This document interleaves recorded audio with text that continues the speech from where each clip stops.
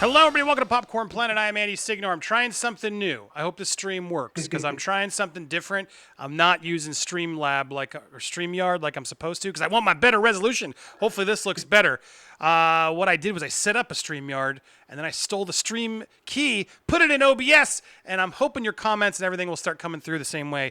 And I got my man. Wait, hold on. Here I am. I got my man Lou. Oh no, don't look at that. Hold on. I got my man Lewis. There he is. Yes. I got my man Lewis. Hey, what's up, Lewis? You there? Hey, I like that YouTube tutorial you were giving. Could you slow down a little bit so I can write some stuff down real quick? If this stream works, I will tell you. So here, guys, I want you to comment because I want to see if this works. Because now I'm using OBS Streamlab, and I can use the StreamYard comment feature, which I love, and I can invite anybody to this link. But I got my controls back. I can do my stream. I can do this. I can play clips. It's just so much. I got control again. But now I don't know if the comments are going to keep going. So I want you to say boogers. Say the word boogers. If you guys say the word boogers and it pops up in this feed, I've figured out how to hack the program. If I don't get the word boogers up there in a minute, it didn't work. So fingers crossed, because it's on like a 30, 40-second delay. That's why some of your comments take a while to show up on air. So bear with me. I can't watch as instantly. Because anyway, that's where I'm at. So Lewis, how's it going, man? Yeah. Hopefully we get this. Are you there, Lewis? There we are. How's it going, man? I kind of looked at it for a bit on YouTube. It looks all right, I guess. I had to further analyze it and give my expert a scientific analysis. On what? On this? Yeah, and how your work, man. It's just yeah, it's pretty awesome. But it's showing up there. We are live, I think, correct? Yeah, we're good. Okay, all right, good. So today's story for us to talk about, as I got my controls in there. Today's story is this one. So I'm going to cut first. I got to go back to me, and I got to go here. So today we're going to talk about this story, which was that the Golden Globes have altered eligibility rules for theatrical releases in light of the Bud Light crisis, including Oscars are expected to follow. So before we even get to what these rules are, Lewis, I want to come back to you. What do you think of all this? I mean, this is obviously expected, but what do you think? What do you think is happening here? And you think this is we're going to see a lot more of this?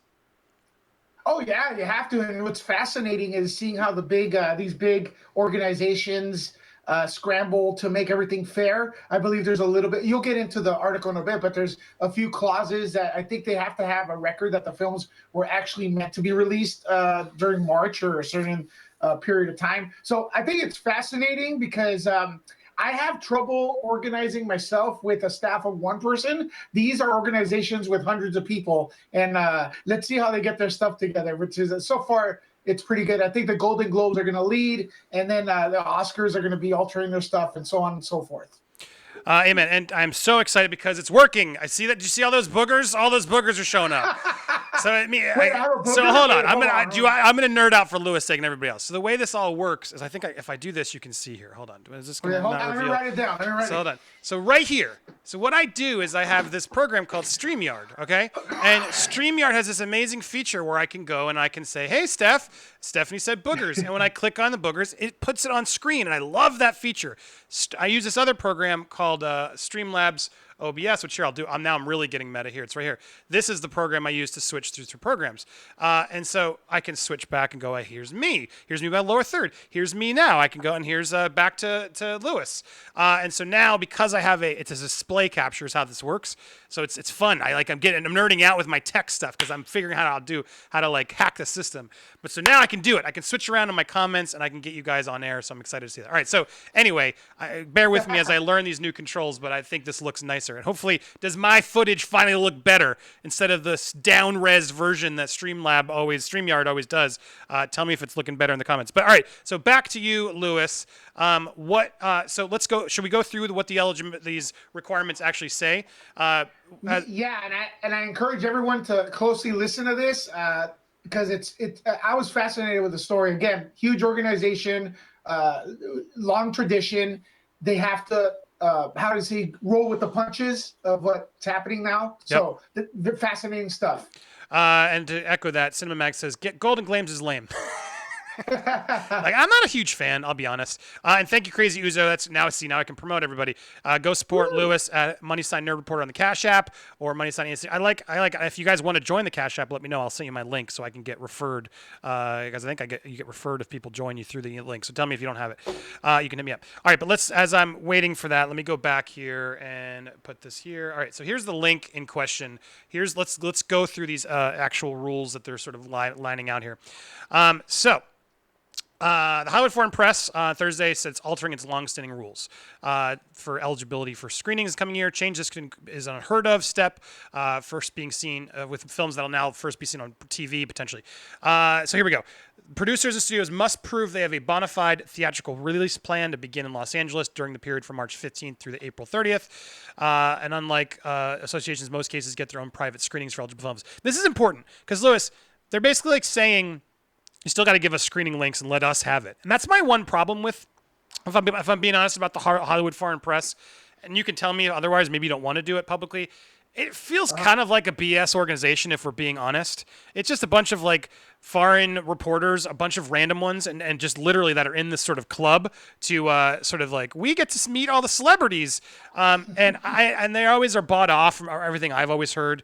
What do you think there's actually a legit journalism going in there, that this is a legit organization, or is this a popularity contest with a select number of journalists that are getting to meet the celebrities and get early access and then have a marketing tool that they obviously are doing this for because they want the dumb award? But do you really think it's a legit organization?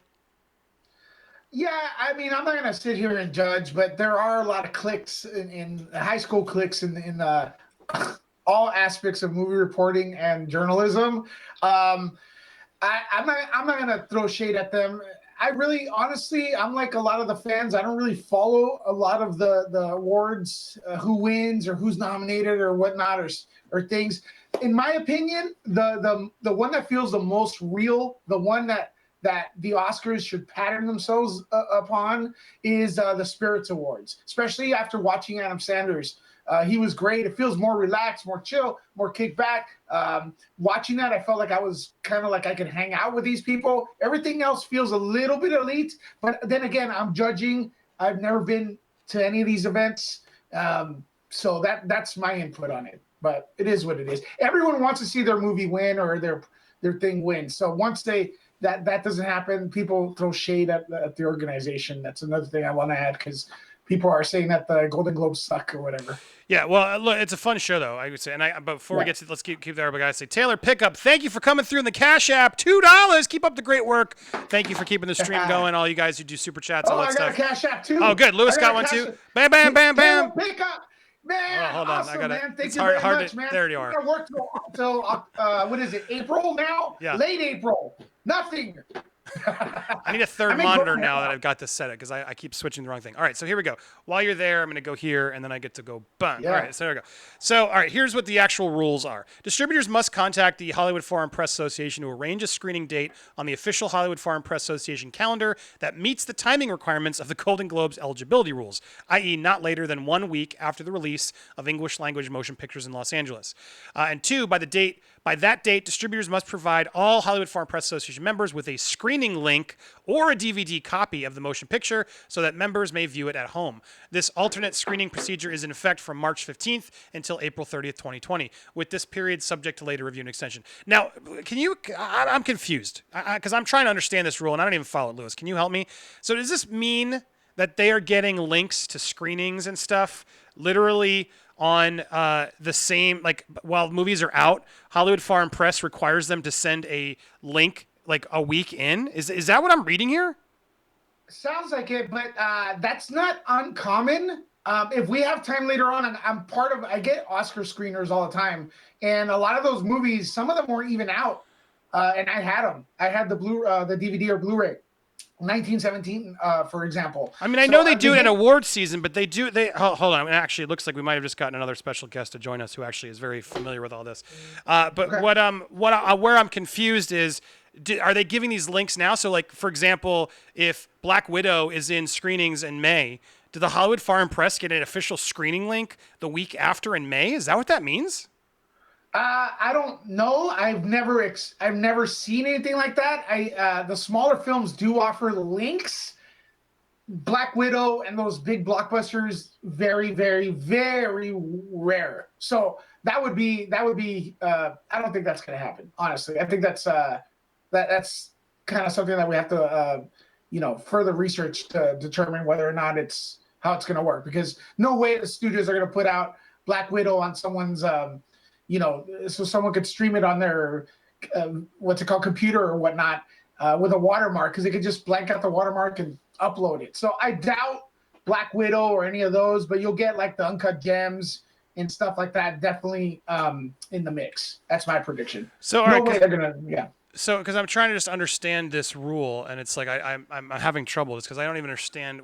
Or is this that meets the timing requirements of the Golden Globes eligibility rules? Not later than 1 week after the release of the English language motion picture in Los Angeles. So the screening must come out no later than 1 week after the release of the English. So, and by that date, distributors must provide all members with a screening link or a DVD copy of the picture. So, is that the That sounds crazy. but is that, and is that, in addition to the screening changes, exhibitors' requirements the organization has in place are also temporarily suspended, other than the rule that the films must be released for a minimum of 7 days prior to midnight, December 31st, and have been broadened from pay-per-view sources and theaters, include alternate versions, television formats where a film can be also first release, including subscription, streaming services, subscription channel services. So this is massive. So now they're saying they're going to accept Netflix and all the other things that sort of all these places have sort of avoided. Sorry, oh, he can't. I'm doing it now, and I'm watching live. Yeah. Live right now. Sorry, Chris. Chris was going to join, but Chris, you can't text me live and then say I'm coming. I can't do I can't pause the conversation and do it later. Sorry. But if you have your phone and you want to join in, you can do it. But Chris had some insight. But what I was trying to, I'm just adding these other outlets is pretty massive, because now, and that's what they're going to have to do. But pay-per-view sources include alternate television formats where a film can also be first released, including subscription streaming services, subscription cable channels, broadcast television. So that means like FX could release like OJ as a 2-hour movie, and it's going to be up for a Golden Globe. But I guess that makes sense because Golden Globe does both, right? That's the other thing at Golden Globe. But how are they going to quantify what's film, what's TV? It's still confusing me. The Reminders of the List Committee will consider application of the suspension of the rules on a case-by-case or compelling the annual Golden Globe Reminders list in the fall. We'll continue to assess the impact of the epidemic, yada, yada, yada. Look, I don't even really, I'm reading these rules. I don't even get it. I don't even understand it. We're gonna get an update. Trust me, we're gonna get an update. A revision update. This is these are stupid rules, because I don't even understand what that means. Because they're basically saying, well, now anything can count, but then it shouldn't count. Look, that we went through this. It doesn't make any sense. I think they should just postpone the shows this year. Like, I don't understand these weird requirements. Oh, well, now, once you adjust the year, if you adjust it for 1 year, why can't you adjust it for all years? And once you start include, I mean, I don't have a problem with Netflix movies being included in the Oscars. That's the bigger debate we should be having here. Because like Christopher Nolan, Spielberg, all these other filmmakers are like, no, you can't have them both. You gotta have them in the theatrical window for a long period of time. But I think what they did with The Irishman was a huge mistake. And I think if the theaters had sort of backed off and said, fine, you can have a month in the theaters. Why can't we do that? Now, look, I understand that's dangerous because it sets a precedent because the movies start showing up a month afterwards. But that also doesn't help the studios, right? Because the studios want to sell DVDs and do more things. The Netflix model is different. The Netflix model doesn't care about the residuals on DVD or in theaters. You know, they want to just have it there as an exclusive to get subscribers to come. So, what do you think of that whole sort of debate? Because I think The Irishman would have actually made some money in the box office. I think it would have been a movie would have played better in theaters. And I honestly didn't like watching it at home. I fell asleep because I was in my couch, and it's one of those movies that I feel like I sort of need to be in the theater environment to like sort of enjoy it. But when I'm in my comfy couch and it's like 3 hours long, and it's like, all right, yeah, cool. It wasn't the type of movie I wanted to sort of do. You know, what are your thoughts on that? Do you think the theaters were being too harsh and sort of insisting on the 3-month window to not allow Netflix to screen that in AMC, Regal, etc.? Are they being too hard? Well, they're protecting their own interests, right? Like the other day, we were talking about Christopher Nolan asking Congress or whatever to bail out the theaters. Look, it's hard to tell, but Netflix had two flicks, two popes. The two popes was also had a theatrical run for a while. But yeah, there was a low box office, limited release, and I believe people were anticipating that's going to come out on Netflix anyways. Look, what is it? The Irishman.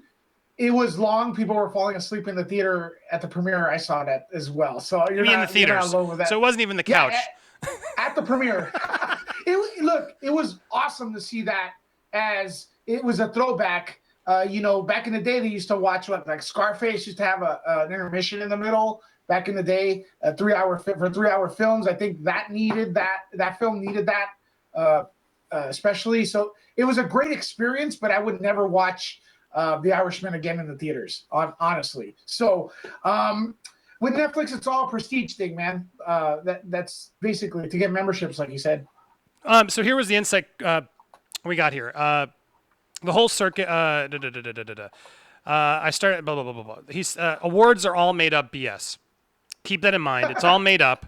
The studios are now offering apps with login codes so that you can watch the films at home. So a lot of studios are now not saying screeners, but they tell you to download an app and it's available in the App Store. So I imagine that makes it easier I guess that is easier to maintain the piracy because Lewis gets a link. I'm sure it's even branded Lewis on the screen. Oh, yeah. So therefore, it's encrypted through the app. You can't actually download it from the app. But then if you did sort of do a screen capture, it would have your burned in name. That's probably an easier way to actually police that. And I get it. A certain because I remember even when I listened to Howard Stern, he's always complaining studios don't want to send him a thing, but when they do, it's always through some sort of complicated thing. And I've gotten a few of those myself. So it's like, I get it. There's probably ways to do it, but it shocks me that the Hollywood Foreign Press requires them to send it a week after the film's release for them to keep, watch it throughout the year because they can't even go to the theaters. Is that always the case, or that's just now because of this? And then does that mean literally if Marvel doesn't send Black Widow a week after in a home screening link, they don't get to get any that seems crazy to me. Studio's not gonna play that game. Yeah, most of those screeners, because at the end of the year, all the screeners come out because even if the film's in theaters or not, it doesn't matter. They send the screeners out year end of the ones you didn't get to see. Here's your chance to catch up. And that always made more sense to me. But I think the days of DVD screeners and stuff are fading by the wayside because everyone wants the sort of the screener link. I prefer it too. But this rule's confusing. I prefer the DVD, man. I have them as a collection, all my screeners right there on the side, personally. Yeah, no, look, I got them all here too. I like having the hardcore copy, especially since Netflix canceled out last night. Is that what I heard? People were freaking out because Netflix started stalling. It's like, what do you do then when we're all stuck at home and suddenly your internet goes out? Oh man, then you really have to talk to each other and read and draw. Or rewatch Popcorn Planet. That's what I do. Well, you can't if the internet's gone. Doesn't work. Internet, but Netflix was gone. Yeah. I guess it helps us if just Netflix goes down, but I'm talking the whole internet goes down. We're screwed. All right, well, guys, keep the support in the comments coming in. I see. I was trying to get to some of you. I gave up on award shows a while ago. I still enjoy them from time to time. They're fun. But my question is, and I thought I saw one here I'm looking for. Someone agreed with me when I saw it after I hate award shows. I'm not going to share that one. I haven't watched one in years. Independent Spirit Awards are better. It's always a popularity contest. Uzo, keep working, man. Appreciate you working, man. And where was it? There was something. Someone was agreeing with me on they should just delay it, and that's where I'm stuck. Of why? What? Because the reality is a lot of movies aren't even going to come out until the end of the year, or they're going to get delayed till next year. And so this year sort of feels like it's an unfair year to sort of release movies because nothing's coming out. So then it's near the end of the year, you're going to have a 3-month window where movies got to come out, and then they all get to have the same chance of winning an award as usual when they're up against way more movies. It's a tough thing to put I don't know. It's the least that we should be worrying about, to be honest, which celebrity and movie studio gets the accolades of their movie. At the same time, you got to sort it out because what happens? You just skip it for a year? Do you put all those films in next year's and just skip a year? What are some solutions you think of, Lewis? Man, delay it. But the problem is, though, what if the films get, I don't know, man, holding off on a release for a movie, don't they get dated? Could they get dated from one year to another? Maybe they don't look like they're on par with the releases that were supposed to be released on that certain schedule. I don't know. It's all messed up. It's going to be good for the consumer because we're going to have a cluster of great things being released all at once. Hopefully, that's what it looks like. So, by the way, on a side note about releasing and getting the theaters back to activity or active, China is has reopened theaters, and they're starting with Avatar, and I forgot what the other movie was. Avatar, I forgot the other film, but Avatar now has a chance to beat Endgame, so that's a funny little cliff note because it's been released in China. They're releasing in China. Wait, I thought they were releasing both Endgame and aren't they releasing Avengers and Avatar? It's like this weird thing where they're going to release a bunch of and I don't even think Disney required it. It was just China just decided now that they have sort of their theaters back open, they're releasing a bunch of classic sort of Disney Marvel movies because they're like, well, we need to fill the theaters with something fun, so let's just release a bunch of the popular ones. It is weird though, but I thought Avengers was too. Do we? I guess. Yeah, it is Avengers and Avatar. But which is it? The first Avenger, Avatar and Avengers franchise will help reopen theaters in China. So that's going to happen pretty soon, or unless it already did. But I'm not sure if it's Endgame. All right, hold on. Well, I think we just got. Hold on. Now, as I'm getting all my bells and whistles correct. Hold on 1 second. Hold on. Bear with me here. We will. Bear with me, everybody. All right, here we go. Cool. And then I think we got. There you are. Let's add it. And bam! We got Chris Gore here finally. He did make it. What's up, Chris? I'm sorry. I'm watching this going, oh my God, I know about this. I know about that. I gotta, like, oh, it drives me nuts. So, all right, let's hear your what's the truth, man? I really wasn't prepared to come on today, but thank you, Andy. You look great, man. You look great. You look great. You look prepared as hell, dude. I'm just plowing through emails of it's all indie movies being rescheduled for later this year. It's every email I get is like, hey, hold your coverage on this. We're moving it. Lewis, you're getting the same thing. So yes. A lot of stuff I can't even talk about. This is something award season is. First of all, hold on. Can we? Let's go there because you guys don't want to go there, but I'll go there. How can a studio tell us to do that right now? They're all screwed. We're all screwed. We all got to react to things, and we're allowed to talk about whatever the hell we want. So no one's telling me not to talk about anything. All I'm saying is that they're saying they're sending emails saying this independent movie coming from IFC Midnight is moving from this date to that date. They're not telling me don't cover it. They're not trying to dictate what the coverage is. All they're saying is, hey, just to be aware, this movie isn't coming out until X date. So a lot of things are being pushed by a month. But yeah, and I tend to ignore that. Or interviews I've had, like for instance, A Quiet Place or whatever, which I did interviews for. Like, could you please hold it till we have a release date? That's fair, So. Yeah. Like that. So what can you offer? I mean, given on what we're hearing right now about this Golden Globe requirements, can you help clarify? Do the Golden Globes typically get films 1 week after release through a streaming link? Has that always happened? What based off these rules, Chris? Can you help translate them for us since I don't fully understand what the hell I'm looking at here? Right. It has not always been that way. However, my feeling on these organizations is that they alter their own rules to please whatever kind of thing that they want to do, right? That's it. Mm-hmm. They just do whatever it is that they want to do. So there's rules that the Academy doesn't even follow of its own rules, which are kind of crazy, right? So wait, am I on? Yeah, you're on. Yeah, I believe you're on. I removed my audio so I can hear you. So you guys, I don't have that black box on screen. But look, just to clarify this whole thing and this whole topic, awards are all made up. They're all made up. We made up awards. They're BS in my opinion. And just to prove this point, I made up my own award show called Award This. I just said, you know what? The Spirit Awards are just the Oscars Junior. The Spirit Awards are just a light version, LITE, of the Oscars. And the true indie movies that I love, movies made by filmmakers like Lloyd Kaufman, low budget filmmakers, they tend to get ignored at the Spirit Awards and ignored at the Oscars. So I created my own award show.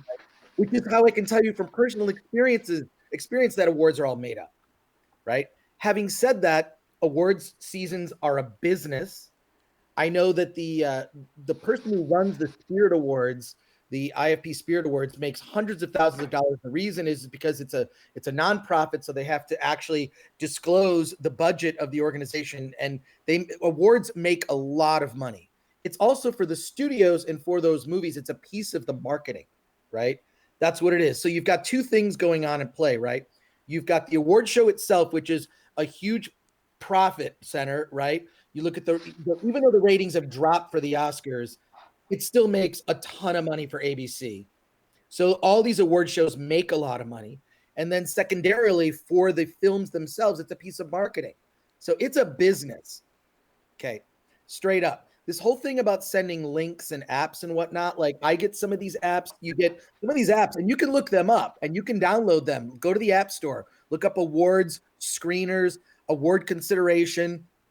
These are apps that Paramount, Warner Brothers, the studios put out themselves, and then what they do is they give you access through a code so they know that it's you, and then you get access to certain movies during a certain time. So it makes sense to me that they would they would allow screeners to be used in the process for the Golden Globes. So just to give you some context and some perspective, award shows make a lot of money.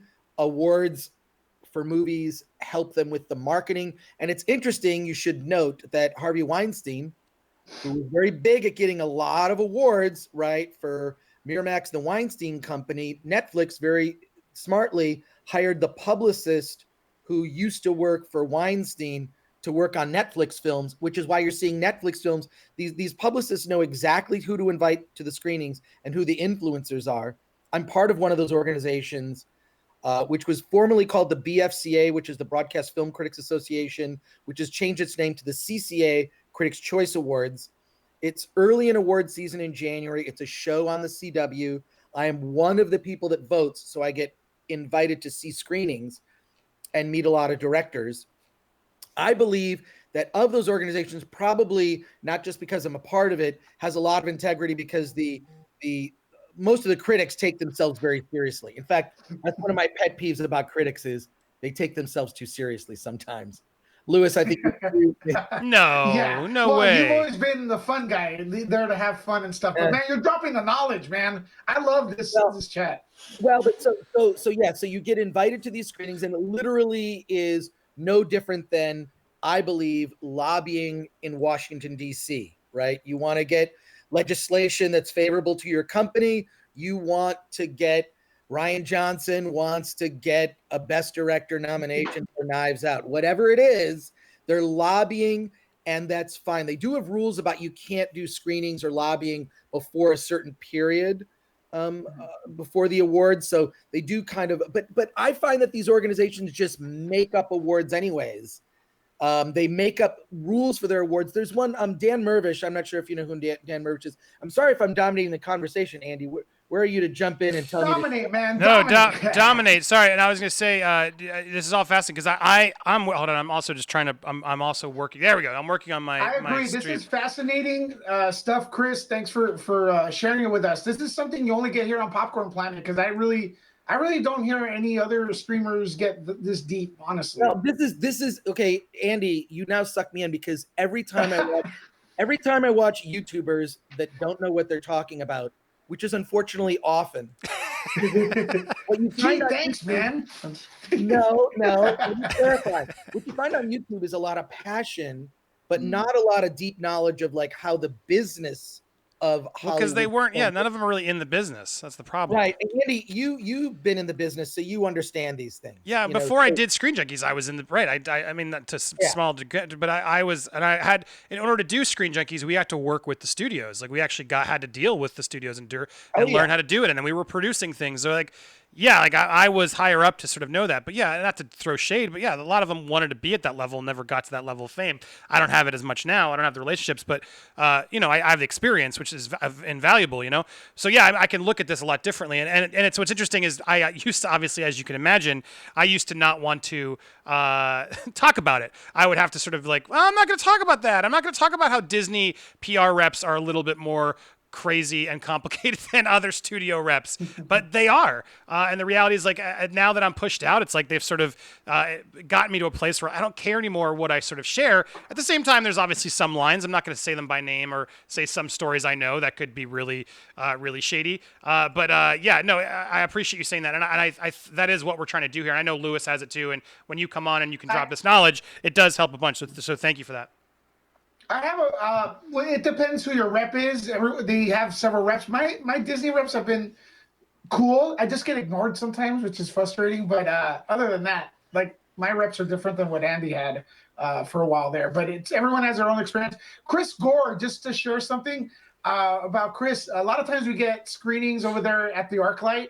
And as soon as the movie's over, I don't want to talk to anyone because, like you said, a lot of the critics are kind of like, they give you that cringe, snobby, high school clique. Seriously, they're too serious. But Chris and I sometimes, like a lot of times, actually, we connect. We look at each other and then we like kind of walk closely together and then we start giving the real opinion. We've had those conversations, right? It's like an impromptu podcast. I love that. Whenever I see you, I'm like, okay, I want to talk to someone who's no BS. And I know that's going to be you. Yeah. There's our new Captain name. Marvel was awesome. That's our new name, Lewis. We'll call the show No BS. I think that's what it is. Yeah. Finally, No BS. I walked to Chris Gore. I was like, what did you really think of Captain Marvel? Well,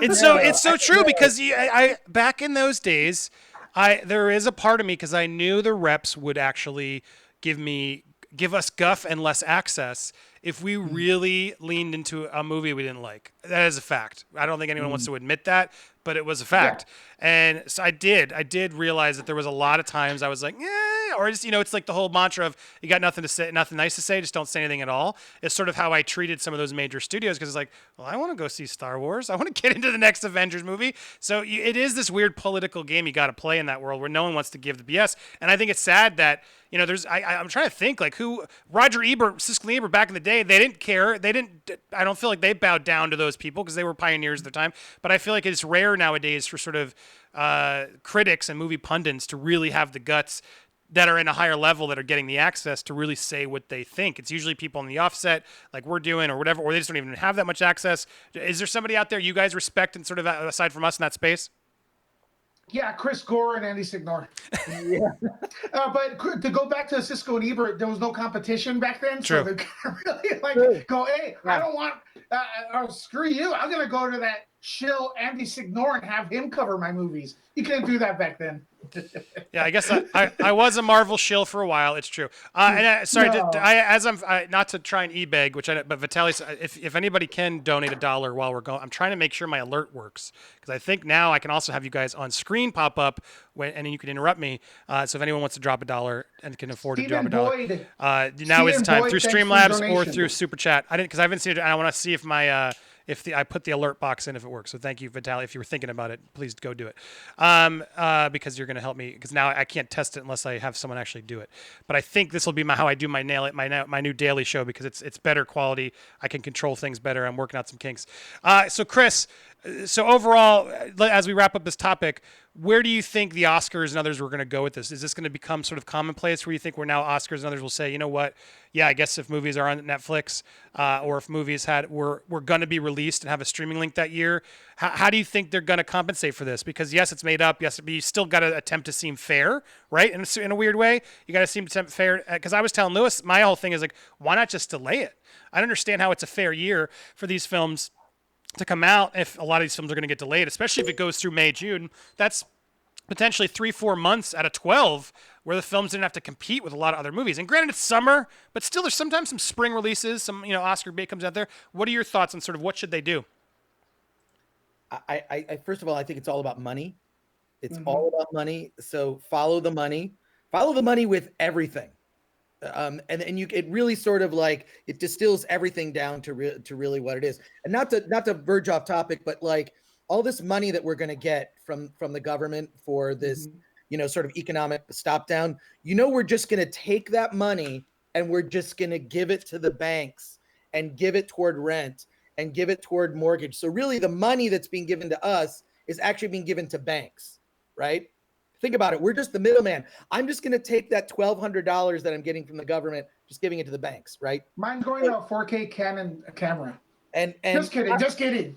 not to have a tinfoil hat because I have tinfoil hair. It's so. But anyways, but the point is that they're not going to cancel the awards. No way. It's too early in the season. We're going to get back to normal releases in the theaters come August, maybe July. We'll see. But there will be award shows by hell or high water. It's going to happen. There's too much money at stake. For the movie business, they're going to want to rebound. And how they're going to want to rebound? Awards. They're going to want to have awards. So these things are not going away. They're going to bend the rules for certain things, that I do believe. And the fall season is going to be, used to be the summer movie season was like the dumb big blockbusters. And then the fall season is all the sort of heady, more, hoity-toity art films and Oscar bait. Those are going to converge. So, Pauline Kael, also, by the way, a comment.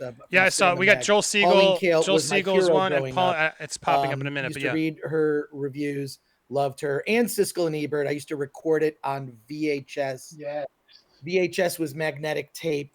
Yeah, I did the same thing. I always loved those two of them. But Andy, like myself, you and I, we've had and Louis yourself also, we've had our hands in other businesses, right? Yeah. So I've produced films, I've produced some television, I've hosted TV and written for TV and other things. So I've also worked at film festivals and on indie movies.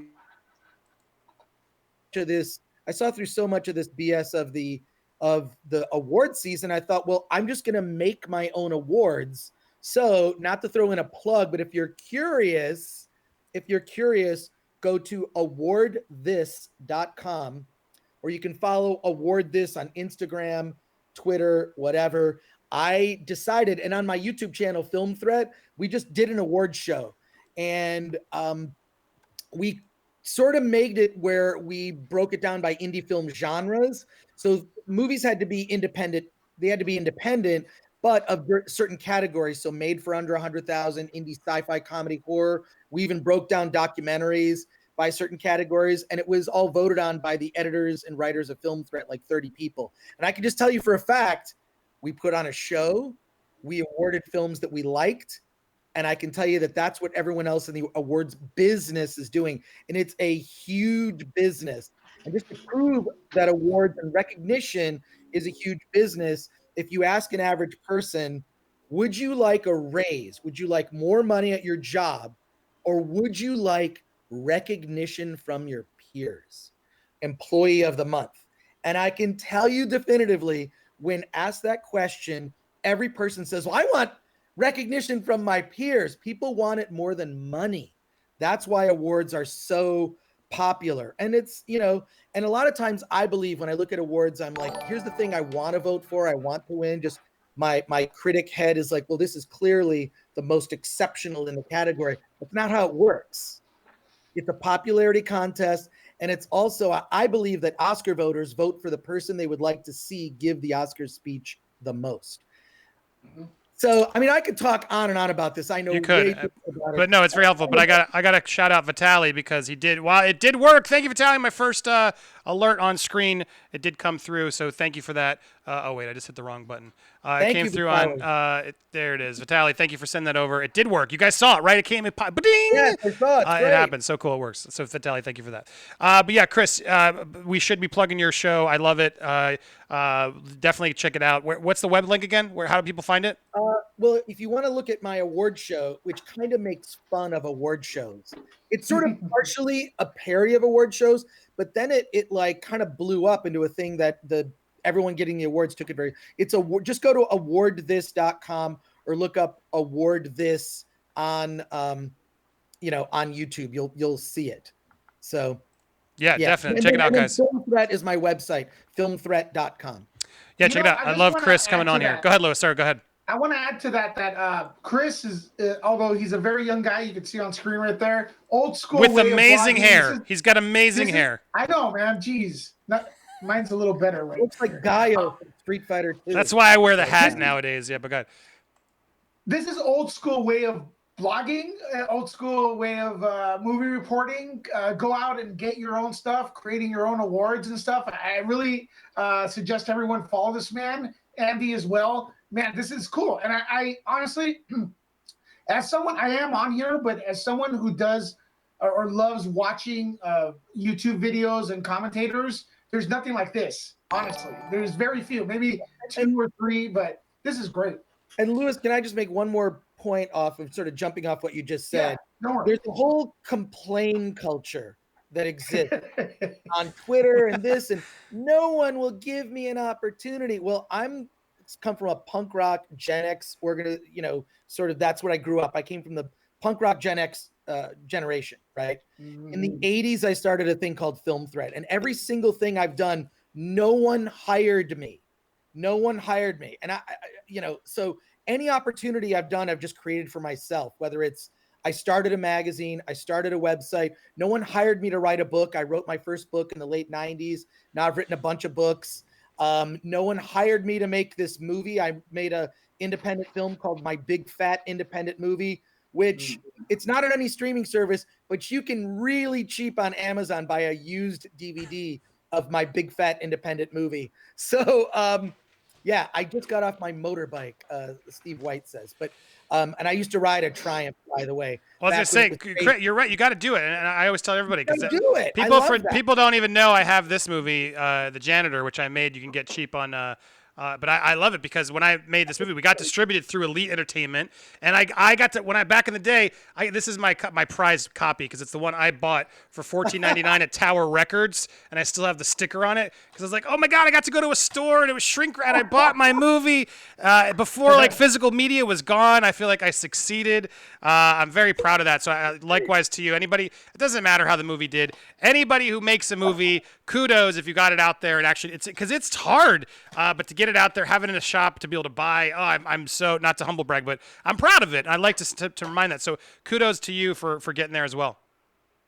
And you have a cameo in Sick Girl as well, which I helped train the main actress. Yeah, in I mean boxing. that Ebbins movie, Sick Girl.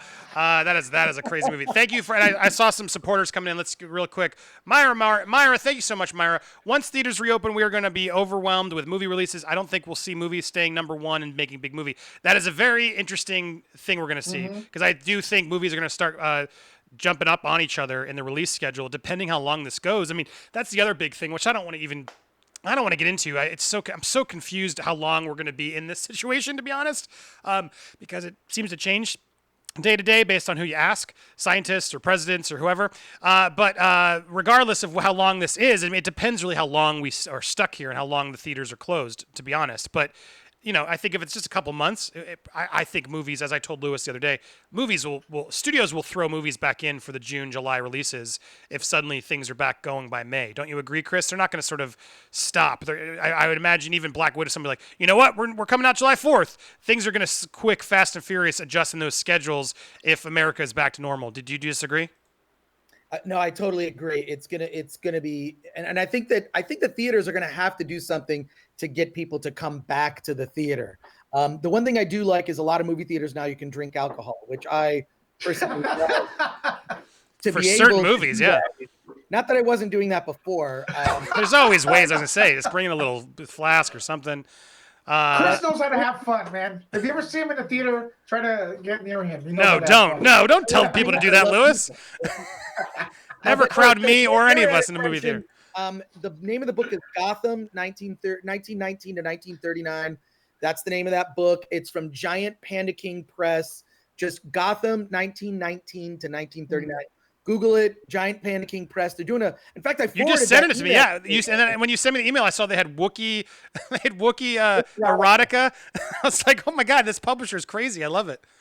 I featured that book on the Nerd Report during a live stream. I gave you credit, Chris. It was $80 when we saw it in the morning. It's $65 when I streamed it in the evening. So it went down a few bucks. So. Someone must have every heard us penny. plugging it. Yeah, they're like, where are these sales coming from? Yeah, I want to go get one. It's just it's pricey, but I want one. That book looks awesome. Yeah. All right. So, all right. Well, Myra, thank you for those clicks over. And the system seems to work. It seems to like be better. Yes. Thank you, Joe. You can always bring beer. It's true. Just shouting out to all my subscribers out there. You guys are the members. I see your little signs there. You got the little badges. Joe, Myra. Let's see who else we got there. Vitaly, I see you. Steph, Taylor. Thank you guys who are subscribing monthly to the Popcorn Planet, becoming Planeteers over in here, helping me. I'm going to start, now that things are growing and better, I'm going to do some more members-only streams, but I'm trying to get like a few more in there. So you guys, if you want to be ahead and be on the early curve of that, you can go click join down below, become a member. You won't want to miss it. And don't forget, tonight, 9 p.m., we're having our party line. It's back. It's Nerd Wars on Demonetized. We're going to have a lot of crazy stuff going down, so don't miss all that. But yeah, so thank you for everybody, and thanks for coming in, Chris. I know you were busy, but thank you for bringing some actual knowledge to this topic, because I was confused. But again, to wrap up and sort of end on there, do you think they're going to have to give these terms, like you said, we're going to have to change sort of what the Oscars are comfortable with, clearly. But do you think that's going to affect the future? I guess is what I'm still like, because they don't like Netflix, it seems, because they don't want to have anything that's not sort of theatrical, is at least what Oscars and Academy have sort of been pushing for. Do you think this will sort of change that moving forward, even beyond just sort of the things they do to make this year work? Do you think that by making those adjustments, it's going to affect future years? I guess what I'm getting at as we wrap out. Final thoughts from Lewis and Chris. I think that basically they're just going to change the rules like they do with anything, right? They're just going to change those rules up. So, I mean, Netflix actually bought a movie theater down the street from where Netflix is. Netflix is on Sunset Boulevard. Down the street in Hollywood, they bought the Egyptian theater specifically to show how much money they have. They show how much money they have. So. Yeah, nowadays the Netflix people and the studio people, they're intertwined. So I don't think the bad blood between both of them is really going to be an issue. You got the same people working in theatrical releases as streaming. So I think, like Chris said, money talks. Money does talk. All about money. Just follow the money. By the way, the Egyptian theater is awesome. If you guys ever have a chance to check out, it's one of the old school theater palaces, Egyptian theater. I saw Rocky 2 there and The Empire Strikes Back when it was released originally. So check that out, Egyptian theater. Good job, Netflix. For sure. All right. Well, thank you guys so much for tuning in and helping this conversation go. We got lots more, so stay tuned every day. Around 2, we'll be coming here for you live. And then tonight, you're not going to want to miss it. 9 p.m. Eastern Standard Time. We're going all out for Nerd Wars Demonetized. You guys will be able to call into the party line. On no topic off base. We'll be going all over the place with weird, crazy, fun topics that you guys get to help direct. And I got a fun topic, some games I think I'm gonna try and instigate tonight. So make sure not to miss it. Hit me up at Andy Signore if you'd like to follow me, and then make sure to hit up these fine gentlemen. We got Lewis over at Nerdlek on Twitter and Nerd Report on YouTube, and that Chris Score over on Twitter, and Film Threat on YouTube and on filmthreat.com to find him and check out. Sorry, it's the art. What is it called again? The Film Fest. Award This. It's an actual This. award show, and you can watch it on YouTube. Award This. Check it out. Award This. And thank you, Myra. It's my featuring of the comments is a little slow on this, but I saw your just last support there. We need to support the small and indie theaters. Amen. We do. It's important. I saw one a story actually that was interesting. Hold on. Let's end on an interesting note, on a positive note. As I hold on, I click out of you to show. Did you guys hear about this? Hold on. Here it is. This is boom. All right, we got it open. How one movie theater owner is selling curbside popcorn to pay his employees. Marco Mira has endured blizzards, hurricanes, economic recessions, even 3 feet of snow. He's managed to keep the lights on at University Mall Cinema in Fairfax, Virginia. But for the first time in 29 years, he has to close his doors as the Bud Light pandemic continues to sweep through the country. Go away, ad. It's horrible all my life. I've had all kind of tragedies, but I've never had a problem of missing a meal or sleeping. This has been bugging me. I've been waking up in the middle of the night. As a 67-year-old, you're supposed to get sleep. sleep, but I haven't been able to. He wasn't just stressed about having to shutter his multiplexes. He was uneasy about how his employees, most of whom are under 30, would stay afloat without a steady paycheck. Essentially, all cinemas were forced to close amid global crisis. And I have a lot of kids working here that make a living on a shoestring, and I can't pay that well. 2 days before his theaters were forced to close, they can't afford to lose more than 1 or 2 shifts a week. I don't know what to do. So he took his inspiration from nearby McDonald's that was offering takeout, and last Wednesday he started to sell curbside concessions, hawking large tubs of popcorn for $3. We have a parking lot with the width of a sidewalk and nobody else is open, so there's plenty of space. I'll do what I can to get these kids paid. His first afternoon in business, he sold $25 worth of popcorn in 45 minutes. He is now averaging 300 to 400 a day in concession sales. This is amazing. Old school. Can't sell tickets online. I love this. Everybody at home, nobody has anything to do except Facebook. We've got tons of likes and comments, and they're all telling people it's spreading. The concession stand might not be enough for it to cover overhead costs, but he's already seen impact on its staffers. Someone got her paycheck. I was watching her. She took out her calculator and she said, "Yes, I can pay the rent." That's all this was. This is all that it's about. So bravo to this guy to end on a positive note. Marco Mira stepping outside his own thinking how to do it, because that popcorn costs nothing. This is the first time, you know what? I'm like, you know what? Crap, I want to go buy some of that popcorn. What a brilliant idea. $3, man. It's usually $15. I know. Seriously. $3, but he's did it. But that's how you do it. So bravo to Mark for thinking outside the box and helping pay his supporters. So yeah, go out there. If you see stories like that, share them with us and support your indie theaters like Myra said, if you can. I know there's some other, they're trying to do some fundraisers. If that's important to you, go do it. But I know a lot of people, if you have the means, now's the time to help others. It just is. We got to step up for each other. So support your creators, your theater owners, your employers, whatever you can do. If you got the help, get out there and do it and safely. Thank you all so much for watching. Stay tuned tonight. And Chris, Lewis, thank you as always. Look forward to seeing you next time. That's all we got. I am Andy Signore. Like I said, follow me on social media. I love that I finally got my quality back. Hopefully this will be the way we do it moving forward. So thanks to all of you who tuned in. I'm going to try and make sure I have some other links you can click over here as well. So thanks for watching Popcorn Planet. Be sure to subscribe or join to support the channel here.